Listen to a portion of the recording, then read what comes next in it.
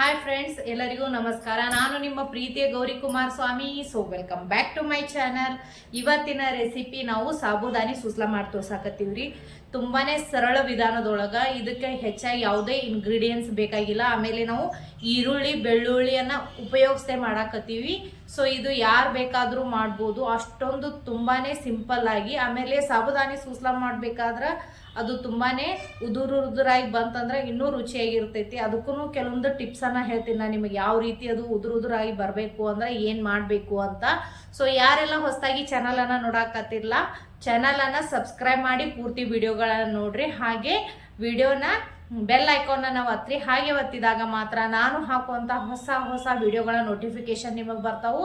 ಅದೇ ರೀತಿ ವಿಡಿಯೋನ ಲೈಕ್ ಮಾಡ್ರಿ, ಶೇರ್ ಮಾಡ್ರಿ, ಸಬ್ಸ್ಕ್ರೈಬ್ ಮಾಡ್ರಿ. ಹಾಗಾದ್ರೆ ರೆಸಿಪಿಯನ್ನ ಯಾವ ರೀತಿ ಮಾಡೋದು ಅಂತ ನಾನು ತೋರಿಸ್ತೀನಿ. ಹಾಗಾದ್ರೆ ವಿಡಿಯೋ ಸ್ಟಾರ್ಟ್ ಮಾಡೋಣ ಬರ್ರಿ.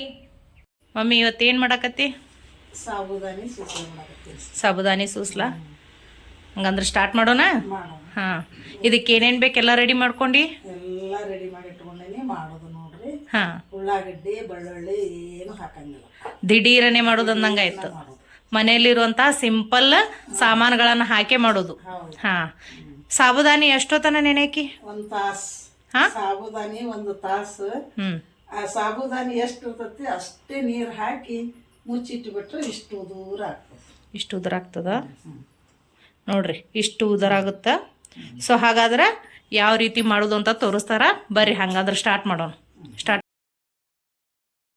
ಒಗ್ಗರಣೆ ಹಾಕೋದಕ್ಕೆ ನಾವಿಲ್ಲೇ ಒಂದು ಕಡಾವಂಗಿನ ತೊಗೊಂಡಿದ್ದೀವಿ. ಅದಕ್ಕೆ 2 ಸ್ಪೂನ್ ಎಣ್ಣೆ ಹಾಕೊಳಕತ್ತೀವಿ. ಸೊ ಸಾಬುದಾನಿ ಸೂಸ್ಲಾ ಮಾಡೋಕ್ಕಿಂತ ಮೊದಲ ನಿಮಗೆ ಒಂದು ಟಿಪ್ಸನ್ನು ಆಲ್ರೆಡಿ ಹೇಳಿದೀವಿ ನಾವು. 1 ಗ್ಲಾಸ್ ಸಾಬುದಾನಿಗೆ 1 ಗ್ಲಾಸ್ ನೀರನ್ನು ಹಾಕಿದಾಗ ಅಷ್ಟು ಉದುರಾಗಿ ಬರ್ತೈತಿ. ಇದು ಟಿಪ್ಸ್ ನಂಬರ್ 1. ನಂತರ ಎಣ್ಣೆ ಕಾದ ನಂತರ 1 ಸ್ಪೂನು ಜೀರಿಗೆ ಹಾಗೂ 1 ಸ್ಪೂನು ಸಾಸಿವೆನ ಹಾಕೋರಿ. ಸೊ ಅದು ಚಲೋ ಹೊತ್ನಾಗಿ ಕಾದ ನಂತರ ನಾವಿಲ್ಲೇ ಗ್ಯಾಸನ್ನು ಆಫ್ ಮಾಡ್ಕೊಂಡ್ಬಿಡ್ತೀವಿ. ನಂತರ ನೀವೇನು ಸಾಬುದಾನಿ ಇಟ್ಕೊಂಡಿದ್ವಿ ಅಲ್ರಿ, ಅದರೊಳಗನ ನಾವು ರುಚಿಗೆ ತಕ್ಕಷ್ಟು ಉಪ್ಪನ್ನು ಹಾಕ್ಕೋಬೇಕು. ನಂತರ 1 ಸ್ಪೂನು ಸಕ್ಕರೆಯನ್ನು ಹಾಕ್ಕೋಬೇಕು. ಎರಡೂ ಸಾಬುದಾನಿ ಒಳಗೆ ಮಿಕ್ಸ್ ಮಾಡಿ ಡೈರೆಕ್ಟ್ ಎಣ್ಣೆ ಒಳಗನ ಈ ಥರ ಸಾಬುದಾನಿ ಹಾಕಿಬಿಡ್ಬೇಕು. ಗ್ಯಾಸನ್ನು ಆಫ್ ಮಾಡಿದಾಗ ಮಾತ್ರ ಈ ಥರ ಉದುರಾಗಿ ನಾವು ಸಾಬುದಾನಿಯನ್ನು ಮಾಡಕ್ಕೆ ಬರ್ತೈತಿ. ಆಮೇಲೆ ಎಣ್ಣೆ ಭಾಳ ಕಾದಿರಬಾರ್ದ್ರಿ ಇದನ್ನ ಹಾಕಬೇಕಾದ್ರೆ, ಯಾಕಂದ್ರೆ ಅದು ಗಂಟಾಗುವಂತಹ ಚಾನ್ಸಸ್ ಇರ್ತೈತಿ. ಸೊ ಅದಕ್ಕೆ ಗ್ಯಾಸನ್ನು ಆಫ್ ಮಾಡಿ ಸಾಬುದಾನಿಯನ್ನು ಹಾಕೋರಿ. ಸೊ ಹಾಕಿದ ನಂತರ ಈ ಥರ ಚಲೋತ್ನಾಗಿ ಮಿಕ್ಸ್ ಮಾಡ್ಕೊಂಡ್ಬಿಡ್ಬೇಕು.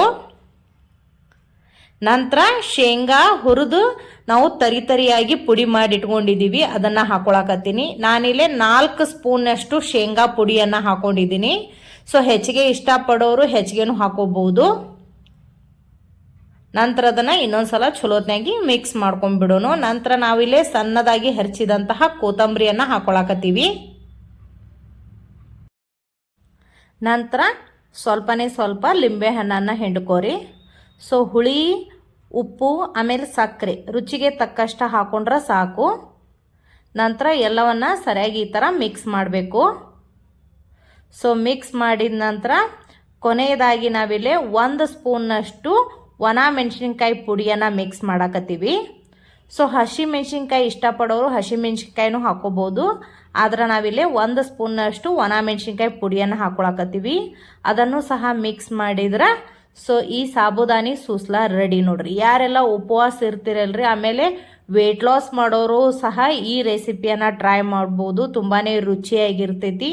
ಆಮೇಲೆ ನೀವು 1 ಗ್ಲಾಸ್ ಸಾಬುದಾನಿನ ಮೊದಲೇ ನೆನೆಯಕ್ಕೆ ಇಟ್ಟಿದ್ರೆ 5 ನಿಮಿಷದೊಳಗೆ ಈ ಒಂದು ಸೂಸ್ಲಾನ ಮಾಡ್ಬೋದು ನೋಡ್ರಿ. ಸೊ ಈ ರೆಸಿಪಿ ಯಾರಿಗೆಲ್ಲ ಇಷ್ಟ ಆಗೈತೆಲ್ಲ ಲೈಕ್ ಮಾಡಿರಿ, ಶೇರ್ ಮಾಡಿರಿ, ಕಮೆಂಟ್ ಮಾಡಿರಿ. ಹಾಗೆ ನಮ್ಮ ಚಾನಲನ್ನು ಸಬ್ಸ್ಕ್ರೈಬ್ ಮಾಡಿರಿ. ಆಮೇಲೆ ಈ ಸಾಬುದಾನಿ ಸೂಸ್ಲಾ ಯಾವ ರೀತಿ ಇತ್ತು ಅಂತ ಕಮೆಂಟ್ ಮಾಡೋದನ್ನು ಮರಿಬೇಡ್ರಿ. ಸೊ ಹೇಗಿತ್ತು ಅಂತ ನನಗೆ ತಿಳಿಸ್ರಿ. ದಿಢೀರಂತ ಸಾಬುದಾನಿ ಸೂಸ್ಲಾ ಮಾಡೀನಿ. ತಿಂದು ರುಚಿ ನೋಡಿ. ಇದು ತಿಂದು ನೋಡಿ ರುಚಿ ಹೇಳ್ತೀನಿ ಹೆಂಗೈತಂತ.